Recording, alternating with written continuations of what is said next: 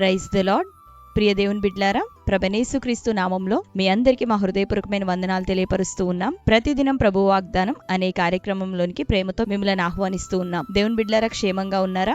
ఈ ఉదయకాలం మీరు ప్రార్థించారా? ప్రతిరోజు ప్రార్థించండి, వాక్యం చదవండి. అనుదినం శ్రేష్టమైన వాగ్దానం ద్వారా ప్రభు మనతో మాట్లాడుతూ ఉన్నారు కనుక ఈ వాగ్దానాన్ని కూడా మీరు వీక్షించండి.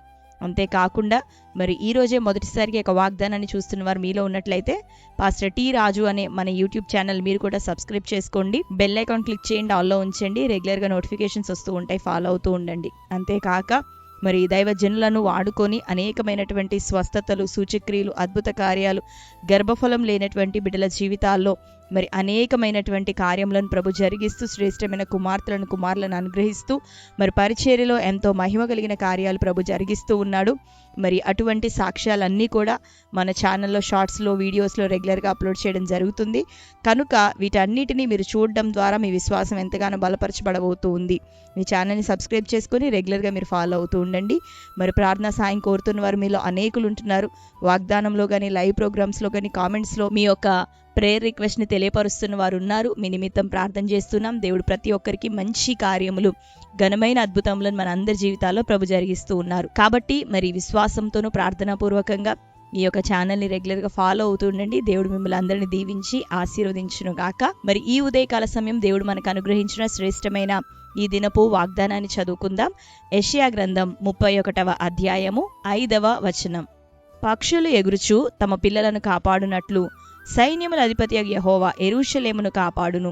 దాన్ని కాపాడుచు విడిపించుచూ నుండును, దానికి హాని చేయక తప్పించుచూ నుండును. ఆమేన్. దేవుని బిడ్డలారా, శ్రేష్టమైన వాగ్దానం ఈ ఉదయకాలం ప్రభు మనకు అనుగ్రహిస్తూ ఉన్నారు. పక్షులు ఎగురుచు తమ పిల్లలను కాపాడినట్లు సైన్యముల అధిపతి యెహోవా ఇది మొదలుకొని యెరూషలేమును కాపాడును.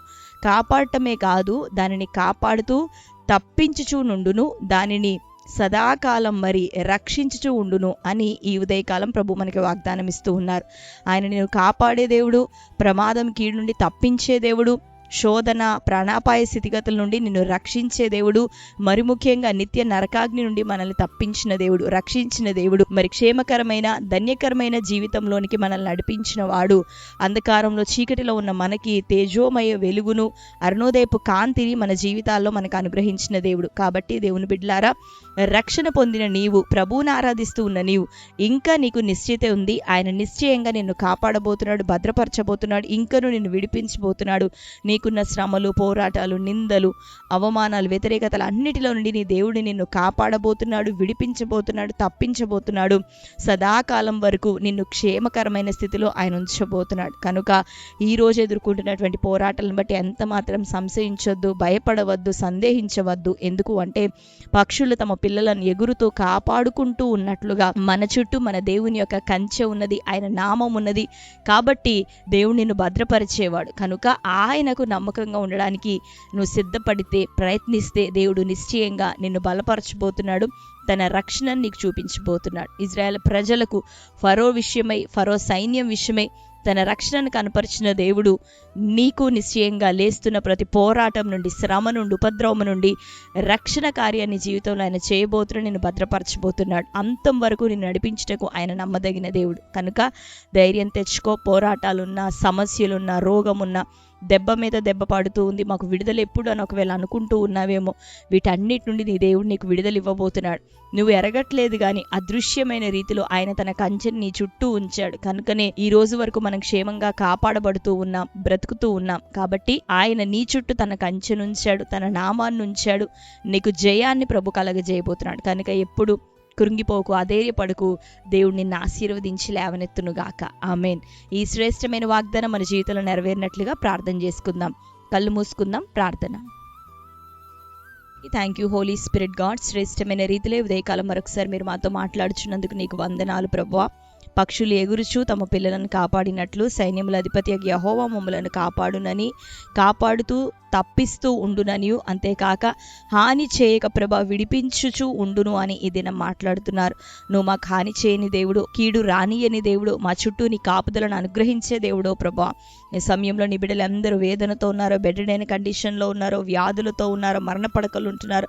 ప్రతి ఒక్కరికి నజరేయుడైన యేసు నామంలో ప్రభా రక్షణ కలుగును గాక, విడుదల యేసు నామములో నామములో కలుగును గాక. ఈ ప్రాణోపద్రవము నుండి నాయన వారికి యేసు నామములు ఇప్పుడే తప్పించబడుదురు గాక.